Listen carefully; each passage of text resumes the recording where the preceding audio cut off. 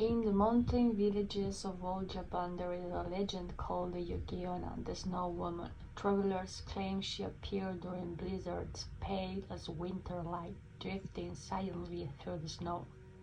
Some stories say she gives with her ice breath.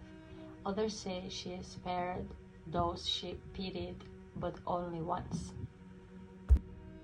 The snow began before sunset. By midnight, the road to the village had vanished beneath a white ocean of wind and ice. Kenny pulled his coat tighter as he guided the old truck through the mountains of northern Japan. The heater had died an hour earlier, and every breath turned into fog inside the cab. His phone had no signal. The storm grew worse. When the engine finally coughed and died beside the forest road, silence swallowed everything. Perfect, he murmured. Kenny stepped outside into knee-deep snow. The cold beat through his boots instantly. Somewhere beyond the trees, he spotted a faint orange glow. A house. He forced himself forward through the storm until he reached a tiny wooden cabin hidden among the cedars. Smoke drifted from its chimney. Relief flooded through him as he knocked hard on the door. It opened almost immediately. A young woman stood there wearing a white kimono. Her skin looked nearly luminous against the darkness outside. Long black hair fell over her shoulders like wet ink. "You'll freeze if you stay out there," she said softly. Kenny bowed quickly. "Thank you, my truck broke down." Without another word, she stepped aside. Inside, the cabin was warm and strangely empty. No photographs, no decorations, only a small fire crackling in the center of the room. "You live here alone?" Kenny asked. "Yes." Sometimes about her voice felt distant, almost echoing. She handed him a cup of tea. Her fingers were ice cold when they brushed his hand. Of course, he thought, snow. The storm screamed against the walls.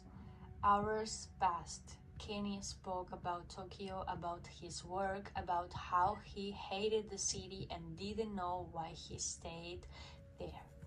Yuki listened silently, her dark eyes fixed on the fire.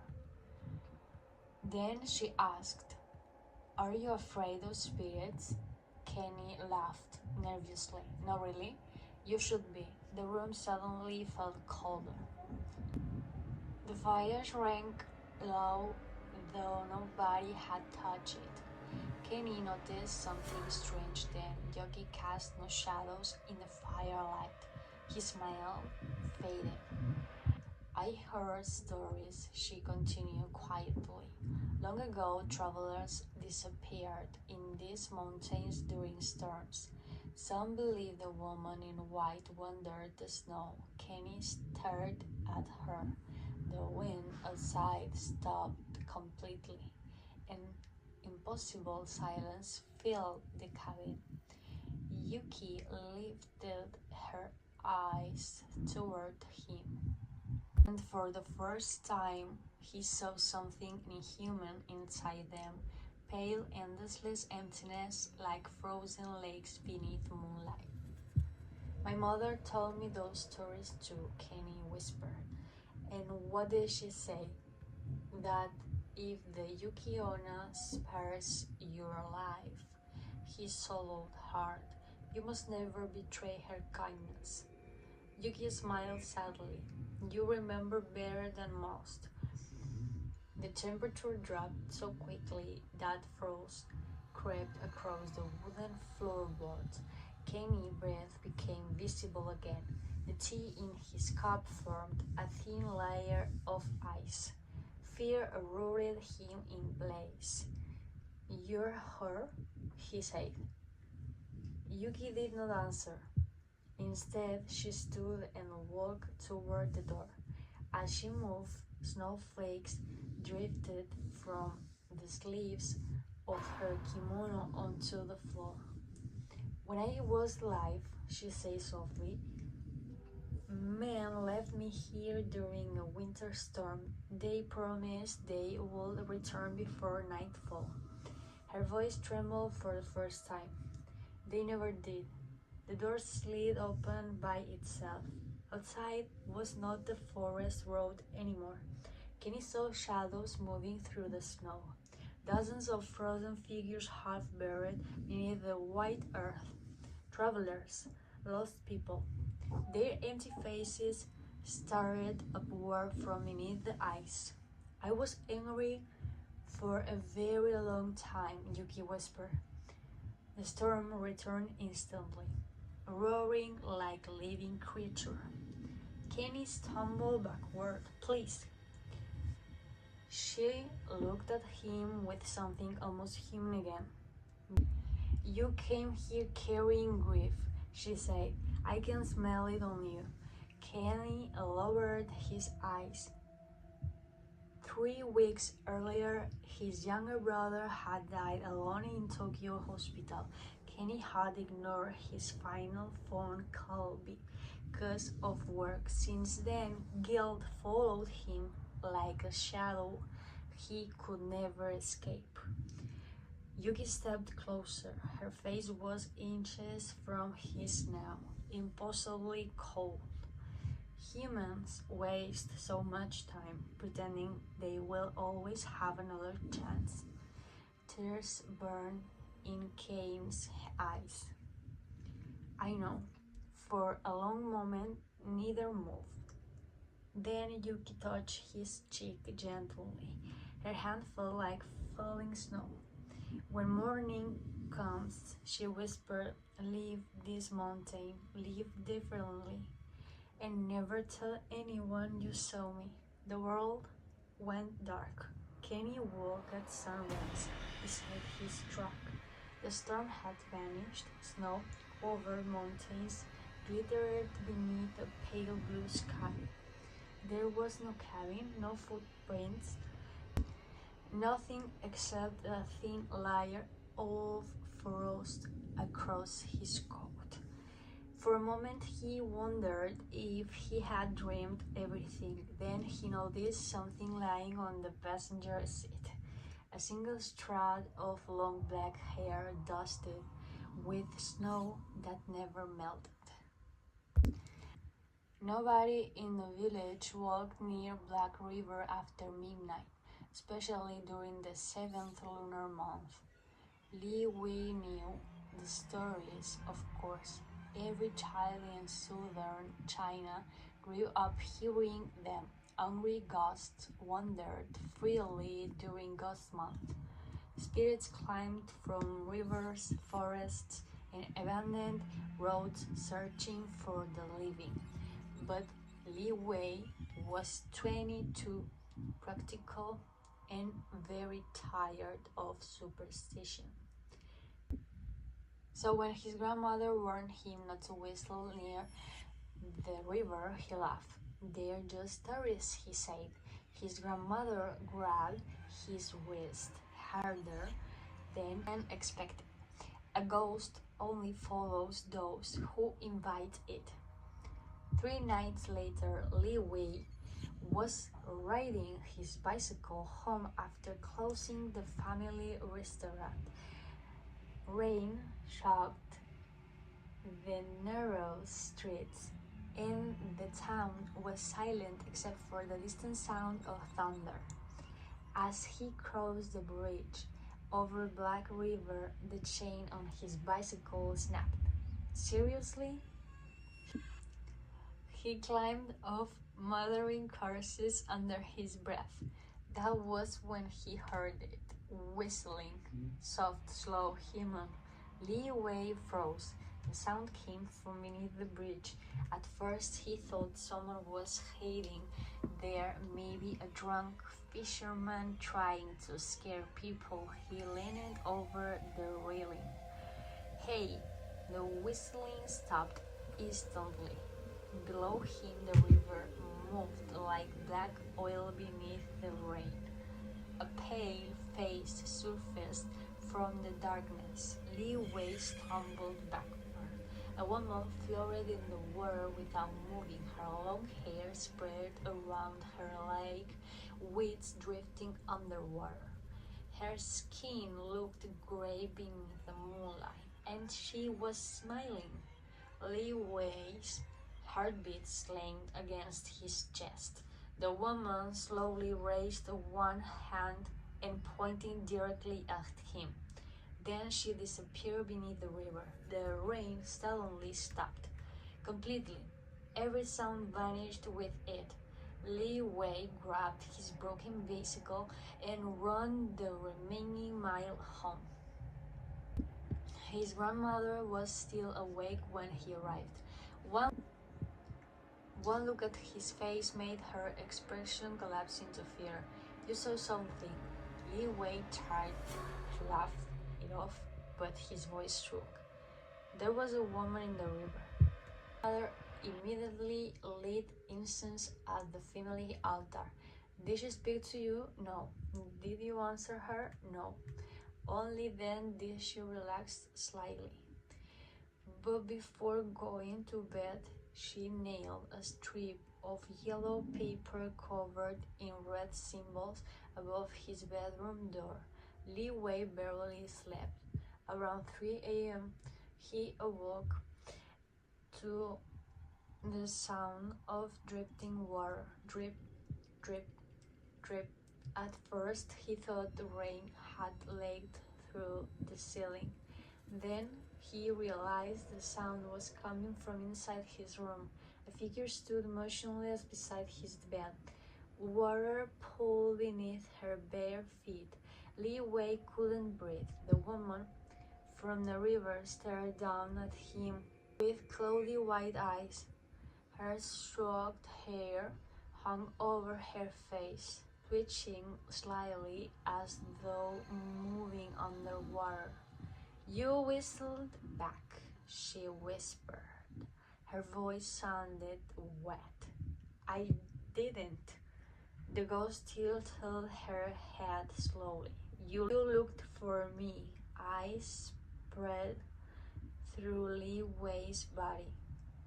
He remembered leaning over the bridge, calling out into the darkness, inviting attention. The woman moved closer. The smell of river water and decay filled the room. Behind her, the yellow paper above the door began to blacken as if burning from invisible fire. "You heard me," she whispered again. "Now I'm no longer alone." Li Wei screamed for his grandmother.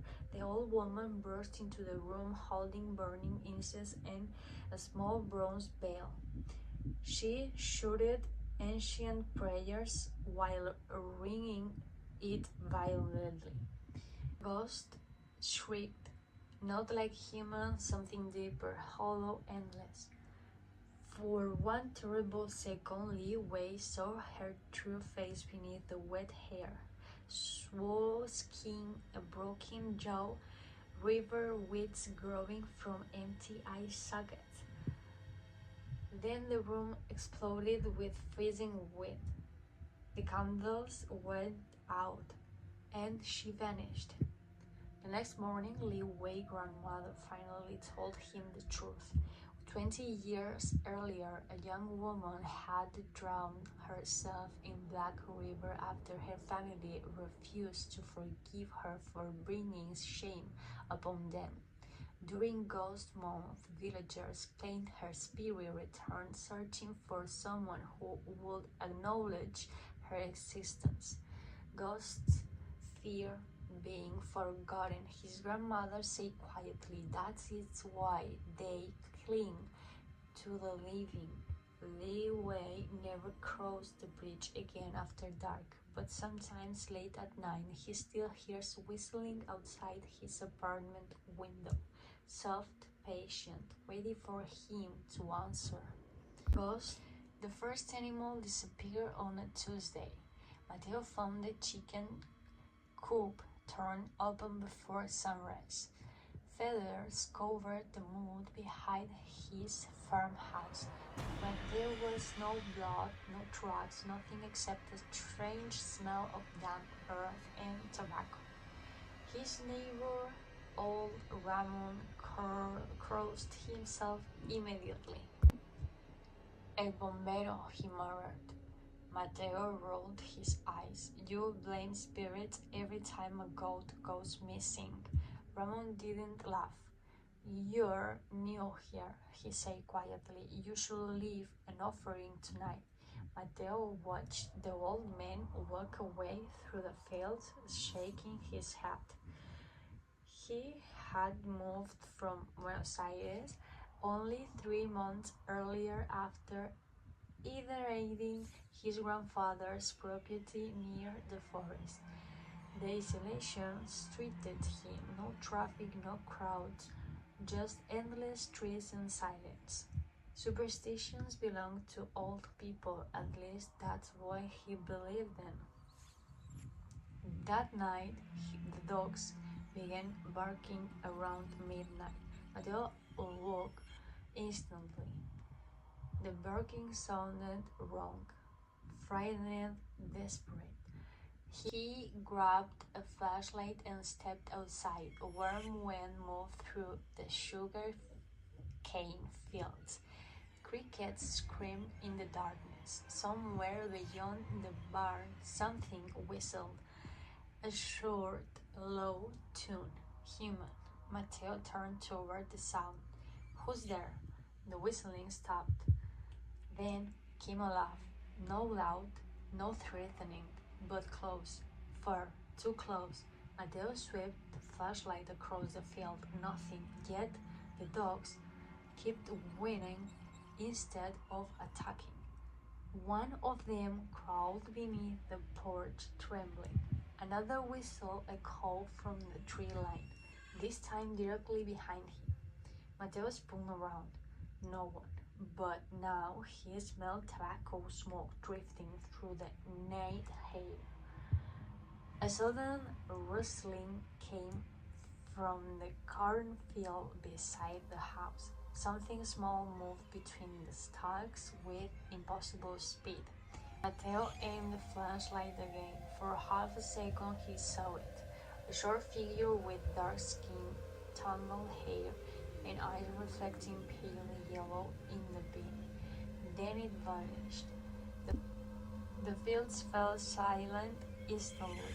Even the insects stopped. The next morning, Mateo found muddy footprints circling the farmhouse, bare human footprints, tiny ones. Ramon arrived before noon carrying a bottle of cane liquor and a pack of cigarettes. You saw him, didn't you? Mateo hesitated. I saw something. The old man placed the offerings carefully near the edge of the forest. If El Bombero likes you, he protects your animals, Ramon explained. If he doesn't, he glanced toward the field. People disappear. Mateo forced a laugh, but a knees twisted in his stomach. What is he supposed to be, some goblin? Ramon's face darkened. No, something older. 3 nights later, Mateo walked 2 footsteps inside the house, slow, bare feet against wooden floors. He sat upright instantly. The bedroom door was open. He was certain he had closed it before sleeping. Another step creaked somewhere near the kitchen. Mateo grabbed the baseball bat beside his bed and moved quietly through the hallway. The house smelled strongly of wet soil and cigarettes. Kindings over, he called out. No answer. The kitchen was empty, but the back door stood wide open. Beyond it stretched the moon-lit fields, and standing near the barn was the small figure from before. Watching him, Mateo's breath coughed in his throat. creature looked almost human now, but in subtle ways. Its arms hung too long, its smile showed small pointed teeth stained dark from tobacco. El bombero Mateo whispered before realizing he had spoken aloud. The creature tilted its head. Then it whistled. Mateo felt the sound inside his chest more than hardened. Suddenly, all the dogs began howling at once. The wind died, and the figure started walking toward him slowly, one barefoot step at a time. Mateo backed into the kitchen, gripping the bat tighter. The creature kept smiling. You live on stolen land. Its voice sounded rough, like leaves scraping together. Mateo froze. Years ago, his grandfather had forced several local families away from the property during a land dispute. Mateo remembered hearing fragments of the story as a child, though nobody in the family spoke about it openly anymore. You took what was not yours, El Bombero whispered. I didn't. Your blood remembers. The creature moved closer to the doorway. Moonlight revealed dirt packed beneath his fingernails and human teeth hanging from a cord around his neck. Fear crossed the air from Mateo's lungs. What do you want? El Bombero smile widened. Respect. Then every light in the house exploded at once. Darkness swallowed everything. Mateo heard the breathing itches from his face, hot, animal-like. Then the whistle came one final time beside his ear. At sunrise, Ramon found Mateo sitting silently on the porch steps. The cigarette offerings were gone, so was the bottle of liquor. Mateo never spoke about what happened that night, but from then on, he left the tobacco at the edge of the forest every evening before sunset, and no animal on his farm ever disappeared again. But the mining station at Katanga was never meant for long-term workers. Just 6 months in the Arctic wilderness was enough to break most people. The isolation, the endless darkness, the cold that crawled into your bones and stayed there. By late January, only 9 workers remained at the station. And then the voices began. At first, Havel thought exhaustion and was responsible. 12-hour shift drilling through frozen ground could distort anyone's mind. But on the fourth night, while repairing equipment outside the main building, he heard his mother calling his name from somewhere beyond the snow fields. Pasha. Soft, distant, impossible. Pavel froze. His mother had died 3 years earlier in St. Petersburg. The voice came again through the blizzard. Pasha, help me. Every instinct told him to follow it. Instead, he ran back inside. The others had heard things too. Nikolai claimed he heard children laughing outside the fuel storage tanks at night. Sergei swore someone knocked on his cabin window every evening. Only the oldest worker, an Evenki mechanic named Mikhail, understood what was happening. You answered? He asked Pavel quietly. No, Mikhail nodded with relief. God never answered the snow. The younger workers laughed nervously, but Mikhail did not smile. My grandfather warned me about them, he continued. Spirits under their eyes. They were familiar voices. So you walk into the tundra willingly. That's insane, Sergei muttered. Mikhail lit a cigarette with shaking hands, then explained why people vanish here every winter. No one spoke after that. Outside the polar wheel screamed against the metal walls. 2 nights later, Sergei disappeared. Security door had been locked from the inside, yet his bunk was empty. The only thing left behind was a trail of wet footprints leading away from the station and out into the endless snowstorm. Mikhail cursed himself immediately. He answered then.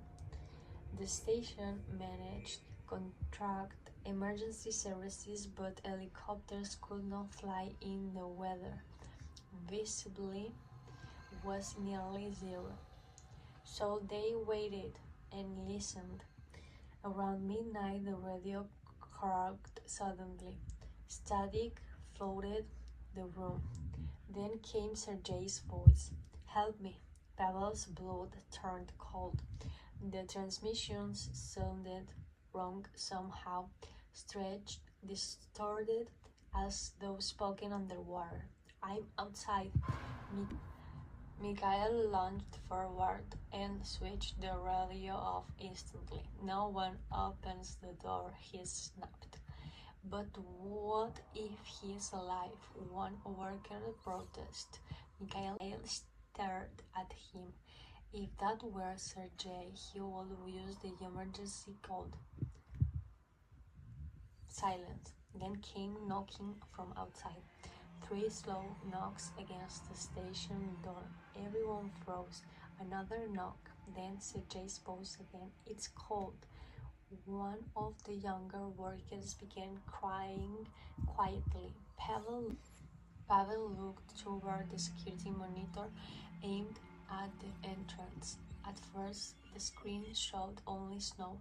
Then a figure emerged from the storm, tall, motionless. Its body looked vaguely human beneath layers of ice and frost, but its arms hung too low, nearly reaching its knees. And its face, Pavel felt nausea twist his stomach.